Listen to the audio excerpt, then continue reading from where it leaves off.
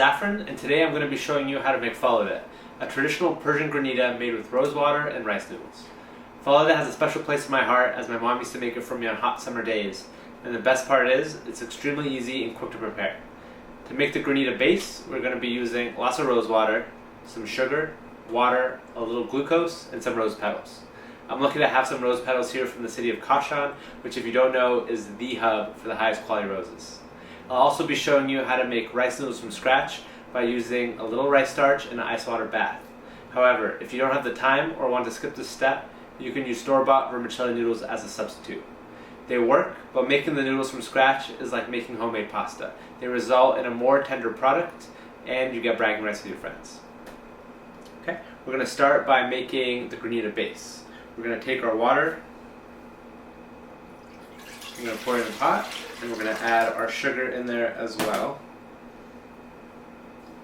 I'm going to turn the heat on to medium.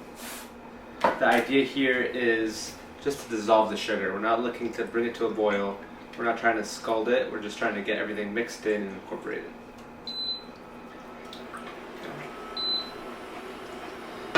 As that's going, I'm going to add the glucose. The glucose is going to help us create a smoother product at the end. It's going to be less icy. It's going to be a little more like sorbet. If you don't have any at home, you can use corn syrup or you can skip it all together, but I do like putting a little bit in there for the end product. It gets smooth, it gets very nice. Right now I'm just using a spatula and stirring it up. The goal is just to mix it together. Again, we're not trying to boil it or create any kind of syrup. We're just trying to mix it all together. Very quick and make sure we have a cohesive syrup.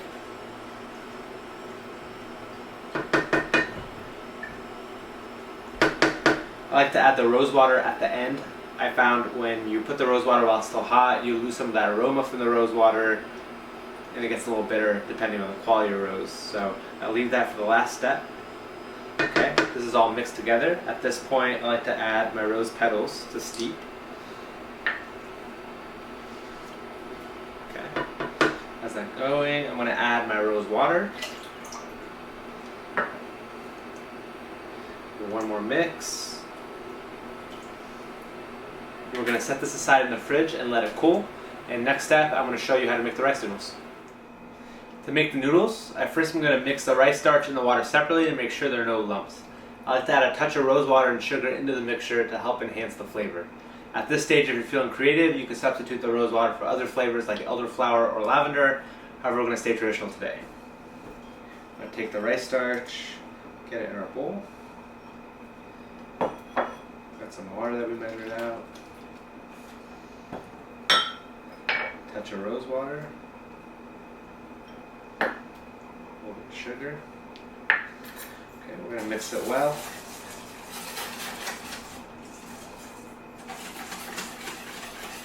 It's going to be a lot harder to get any clumps out later, so it's super important to mix it well right now. Get a smooth, cohesive product.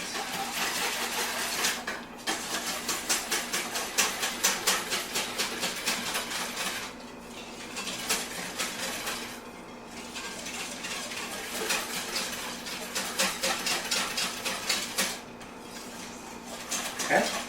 Once it's mixed well, we're going to put it in our pot and cook off.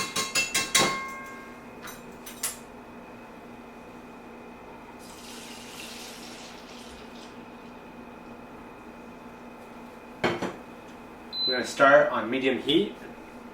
We don't want it to scald. We're just going to stir it right now with our spatula. By applying our mixture into the heat, we're cooking off some of the water, but primarily we're gelatinizing the starch, which is what allows us to form the noodle. As we're cooking, I'm going to turn up the heat a little bit.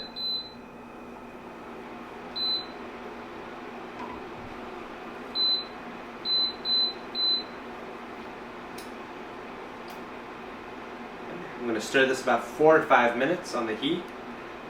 We want it to form a rice dough. Right now it's liquid as we stir, and as the heat starts to form, it's going to firm up like a dough. I'm going to let this go for 4 to 5 minutes.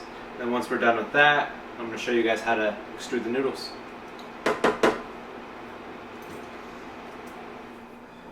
Okay, For this stage, we have our ice water. I have a pasta extruder I'll be using for the noodles, and we have our rice dough. It's very important to make sure your dough is cooled down after you cook it. For the sake of time, I already had some made that had cooled down. Cooling it down allows it to be more pliable. It's going to get you a better noodle and softer, and as you pour in the ice water, it's going to melt a lot slower. So I'm going to take our dough. I'm going to start filling our extruder. If you see your ice is melting as you're going, make sure you add more ice. Super important to make sure the ice water is cold. That's what's going to keep the noodles firm. And if the ice melts too quick, you're going to have the noodles dissolve, which we do not want. Put this cap on. Okay, once we have it fastened, I'm just going to start extruding the dough into the ice water. If you don't have an extruder, you could use a squeeze bottle or a colander, but you got to make sure your dough is a little thinner. You like to go a thicker dough, gets you a firmer noodle. I'm going to start squeezing this into the ice water. And as the ice starts to cool down, the rice starch, it starts to solidify and firm up. And you'll start seeing it form the noodle in there.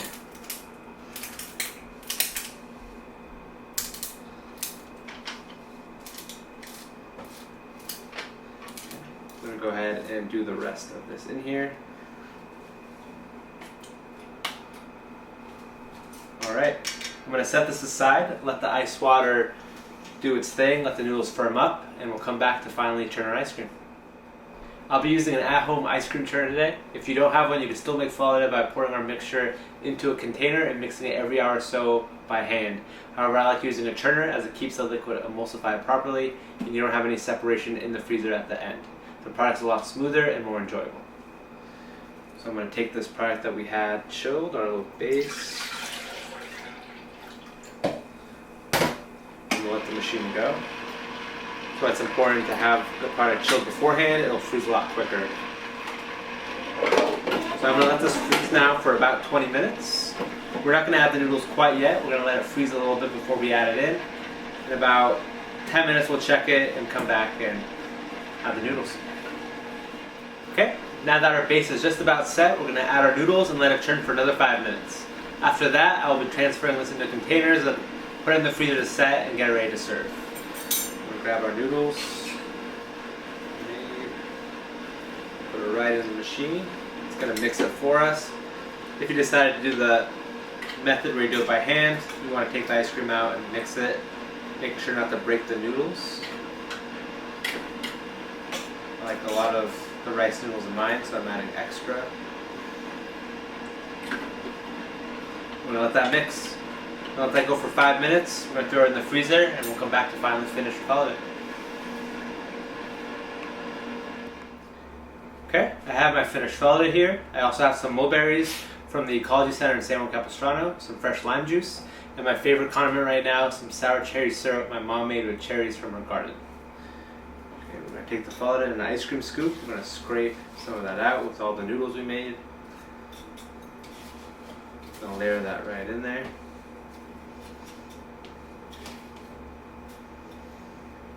At this stage I like to put my lime juice. I like it pretty tart, so I'm going a lot. I'm going to add our mulberries,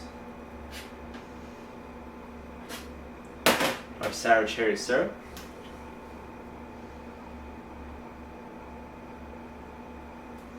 and lastly we're going to put a wedge of lime.